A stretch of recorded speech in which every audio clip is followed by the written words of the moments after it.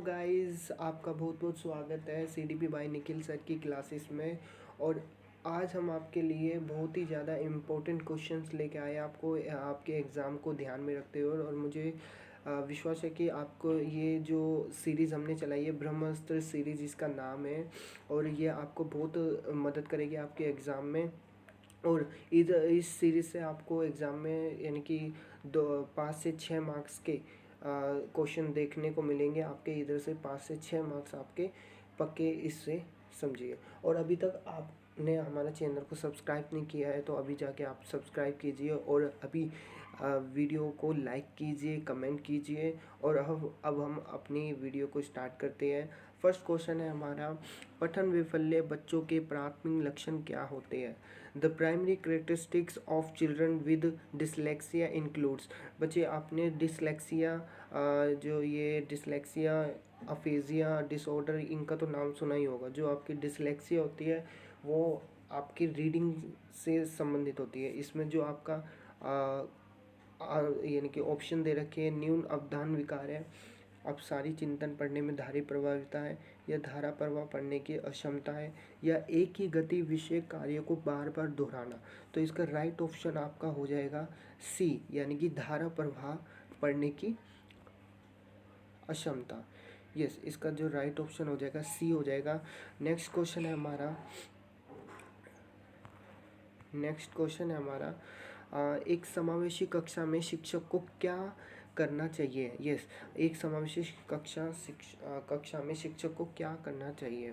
तो first option है, ये विश्वास करना चाहिए कि प्रत्येक बच्चे में अपनी योग्यता और शक्ति के अनुसार सीखने की क्षमता है। ऑप्शन तो अच्छा है। नेक्स्ट पढ़ते हैं, अशक्त अधिगमकर्ता की प्रति दया एवं सहानुभूति का भाव प्रदर्शित करना चाहिए। अच्छा। सी, बच्चों को अपाहिज बच्चा, मंदबुद्धि बच्चा आदि के रूप में वर्गीकृत करना चाहिए। कभी भी ये नेगेटिव ऑप्शन होते हैं बच्चे, आप ये क्लासिफिकेशन करोगे बच्चे का, नहीं, ये कभी भी नहीं करने पड़ते आपको, यानी कि नेगेटिव पॉइंट होते हैं। आप पॉजिटिव पॉइंट पकड़ा करो, यानी कि आपको की पॉइंट, कुछ पॉजिटिव की पॉइंट्स होते हैं उन पर ध्यान दिया करो। और डी पूछ रहा है कि केवल प्रतिभाशाली एवं योग्य बच्चों पर ध्यान देना चाहिए, ये भी नहीं। आप ओनली जहाँ पर आए वो नेगेटिव पॉइंट होता है। इसका जो हमारा आंसर हो जाएगा वो फर्स्ट हो जाएगा, क्योंकि जो ये विश्वास करना चाहिए कि प्रत्येक बच्चे में अपनी योग्यता एवं शक्ति के अनुसार सीखने की क्षमता होती है। नेक्स्ट क्वेश्चन हमारा, तो उसका जो सेकंड क्वेश्चन का आंसर हो जाएगा ए हो जाएगा। थर्ड क्वेश्चन हमारा, एक शिक्षक एक समावेशी कक्षा में विशेष योग्यता वर्ग वाले अधिगमकर्ताओं की आवश्यकताओं को किस प्रकार से बता सकता है? तो संबोधित कर सकता है। तो इसका जो ऑप्शन दे रखा है हमारे पास है, आकलन के लिए पेपर पेंसिल टेस्ट का प्रयोग करना चाहिए, अभ्यास रटने पर नहीं। रटना हमेशा नेगेटिव पॉइंट होता है, इसको रहने दो। फिर बी पढ़ते तो विद्यार्थियों को निर्देश देने के लिए एक रूप तरीके का प्रयोग करना चाहिए। अच्छा। अत्यधिक लिखित गृह कार्य देना और उत्तरों को अन्य प्रतिभाशाली विद्यार्थियों से नकल करने पर दबाव डालना। नकल करना भी एक नेगेटिव पॉइंट है। और फिर आ जाता है हमारा डी, प्रत्येक विद्यार्थी के अधिगम के सशक्त पक्षों एवं कमजोरियों के विश्लेषण के आधार पर विशिष्ट अधिगम उद्देश्यों को विकसित करना। यस, तो डी ऑप्शन इसका राइट हो जाएगा आपके पास, यानी कि जो आपका डी ऑप्शन है वो करेक्ट हो जाएगा। डी ऑप्शन इसका करेक्ट हो जाएगा। यस। नेक्स्ट क्वेश्चन हमारा, निम्नलिखित में से कौन सा प्रभावशाली समस्या समाधान रणनीति का एक उदाहरण है? तो समाधान के मूल्यांकन पर बिल्कुल ध्यान नहीं देना चाहिए। अच्छा। क्रियात्मक अनियमितता, एक वस्तु के केवल परंपरागत कार्य पर ध्यान देना चाहिए, ठीक है। प्रतिक्रिया निर्धारण, समस्या प्रस्तुतिकरण के एक ही आयाम में सीमित रहना चाहिए, एक ही आयाम में सीमित रहेगा ये नहीं होना चाहिए। साधन साध्य विश्लेषण, समस्या को अनेक उपलक्ष्यों में, यस, मैंने यानी कि सब गोल्स में छोटे छोटे डिवाइड में उनको एनालाइज करना चाहिए। तो इसका भी आंसर हो जाएगा आपका, फोर्थ का आंसर है आपका डी। डी हो जाएगा बच्चे, ठीक है, डी हो जाएगा। ये मैं टिक कर देता हूँ, डी हो जाएगा, ठीक है, ओके, एक डी हो जाएगा इसका आंसर। नेक्स्ट है आपका, निम्नलिखित संरचनाओं में शिक्षा का अधिकार अधिनियम 2009 किसकी वकालत करता है? तो किसकी वकालत करता है? तो ये आपका एकीकृत शिक्षा है, समावेशी शिक्षा है, पृथक्करणीय है, मुख्य धारा शिक्षण है। तो ये आपका समावेशी शिक्षा हो जाएगा। इसका जो करेक्ट आंसर हो जाएगा वो हो जाएगा आपका समावेशी शिक्षा।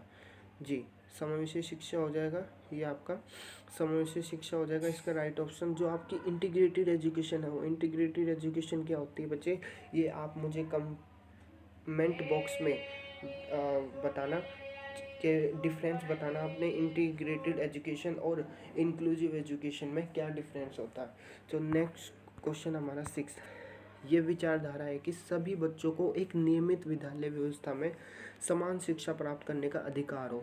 ये वेरी वेरी इंपॉर्टेंट क्वेश्चन है बच्चे। ये इधर से ये जो हमारी सीरीज़ चली ब्रह्मास्त्र सीरीज़ इसका नाम है, वो इधर से क्वेश्चन बनेंगे बच्चे, तो इसको क्वेश्चन को ध्यान से करिए। ये विचारधारा है कि सभी बच्चों को एक नियमित विद्यालय व्यवस्था में समान शिक्षा प्राप्त करने का अधिकार है। तो ये आपका हो जाएगा समावेशी शिक्षा। इसका राइट ऑप्शन हो जाएगा हमारे पास समावेशी शिक्षा। क्या हो जाएगा इसका राइट ऑप्शन? समावेशी शिक्षा। ठीक है, 6 का आंसर था हमारा समावेशी शिक्षा। अब आ जाता है हमारे इम्पोर्टेंट क्वेश्चन है, ये भी अच्छे से देखिए बच्चे। ये मैंने जूम कर दिया थोड़ा सा, हाँ जी, अब विजुअल हो रहा होगा, आपको दिख रहा होगा। निम्नलिखित में से कौन सा स्तंभ क और बच्चों को स्तंभ यानी कि आपको मैच करना कौन कौन से जो आपको कॉलम दे रखे हैं, कॉलम ए और कॉलम बी को। अच्छा, मैं अपना एक पेन ले लेता हूँ, ये 1 मिनट। हाँ जी, जो आपका ये हैगा जो गिफ्टेड फ्लुएंस है वो आपका ability to learn quickly and independence में जाता है, क्योंकि गिफ्टेड चाइल्ड में बहुत यानी कि कैपेबिलिटी एबिलिटी होती है बहुत ज़्यादा। तो आपका यानी कि ए का डी है, तो ए का डी फर्स्ट में ऑप्शन नंबर ए में है, बी में है, सी में भी है।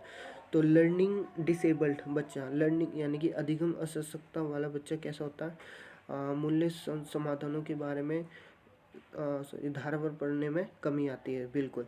तो ये आपका बी का हो जाएगा, सेकंड का हो जाएगा ए, जो आपका ये मिला देते हैं।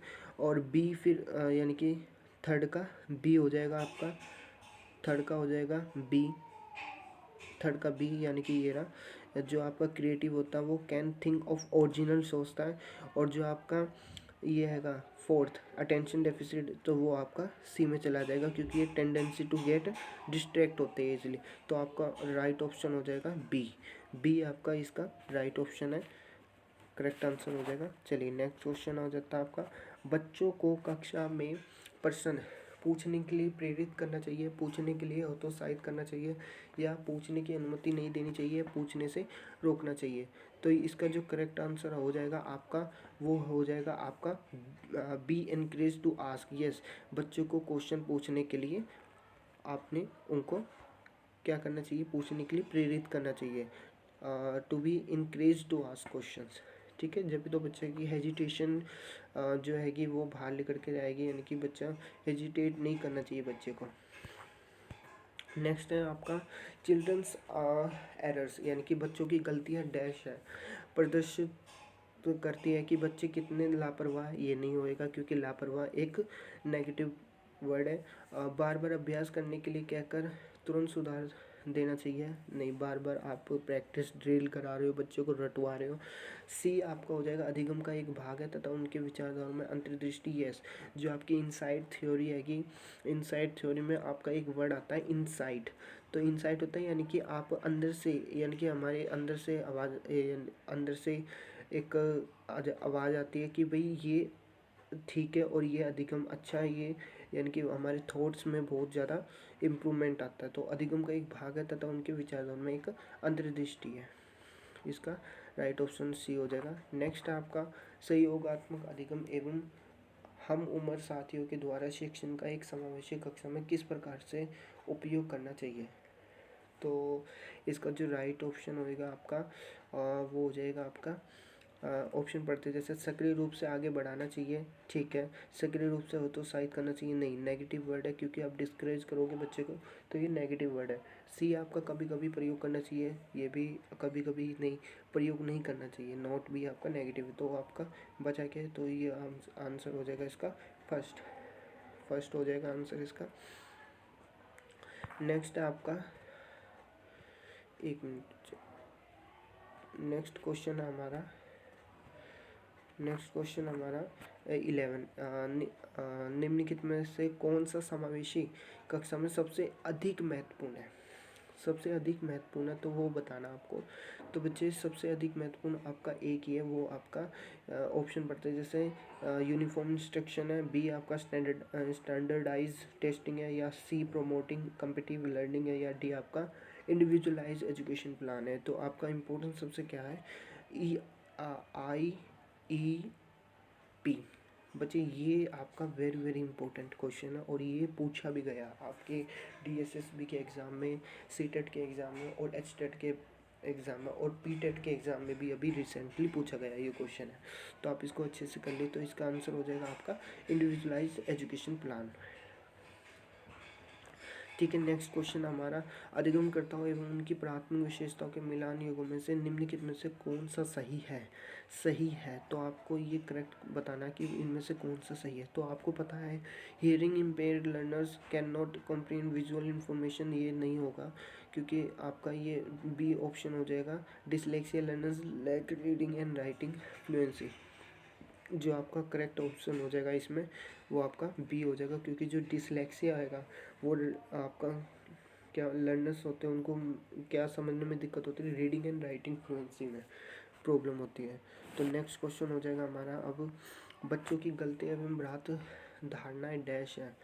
तो शिक्षण अधिगम प्रक्रिया में एक महत्वपूर्ण कदम है। शिक्षण अधिगम प्रक्रिया के लिए एक रुकावट एक नेगेटिव पॉइंट है। यस, और शिक्षण अधिगम प्रक्रिया में अनदेखी करनी चाहिए, अनदेखा भी एक नेगेटिव पॉइंट है। सूचित करती है कि बच्चों की क्षमताएं वयस्कों की तुलना में बहुत निम्न स्तर है। निम्न स्तर आप कैपिटल बच्चों को ला रहे तो ये आपका नेगेटिव है। शिक्षण अधिगम प्रक्रिया में एक महत्वपूर्ण कदम है, ये आपका राइट ऑप्शन हो जाएगा ए इसका। नेक्स्ट क्वेश्चन आपका, निम्नलिखित में से कौन सा प्रश्न बच्चों को गंभीर रूप से सोचने के लिए आमंत्रित करता है? यस, क्या आप इसका उत्तर जानते हैं? ऑप्शन नंबर ए बी है, सही जवाब क्या है ये, और सी है आपका क्या आप इसी तरह की स्थिति के बारे में सोच सकते हैं, या डी आपका विभिन्न तरीकों जो आपका what are the different ways in which we can solve it. जो आपका डी ऑप्शन राइट हो जाएगा, क्योंकि इसमें आपकी थिंक ओरिजिनल क्रिटिकली थिंकिंग लग रही है। यस, तो इसका राइट ऑप्शन आपका डी हो जाएगा। नेक्स्ट है आपका लास्ट क्वेश्चन है आज के लिए, बच्चों में प्रतिभाशालीता डैश के कारण हो सकती है। तो आपके ये क्या है? फर्स्ट ऑप्शन हमारा आनुवंशिकता और वातावरण के बीच एक अंतक्रिया, एक संसाधन समृद्धि वातावरण, और सी आपका सफल माता पिता, और डी आपका एक ये अनुशासित दिनचर्या। तो इसका राइट ऑप्शन हो जाएगा आपका ए हो जाएगा, आनुवंशिकता और वातावरण के बीच एक अंतक्रिया होती है। तो अब जो आज का टॉपिक हमारा यही समाप्त होता है, और भी आपको आगे ब्रह्मस्त्र सीरीज़ की सेकंड वीडियो मिलेगी बहुत जल्दी। और अगर आपको ये वीडियो पसंद आई हो तो इसको लाइक कीजिए, कमेंट कीजिए और शेयर कीजिए। आज के लिए बस इतना ही। Bye bye guys.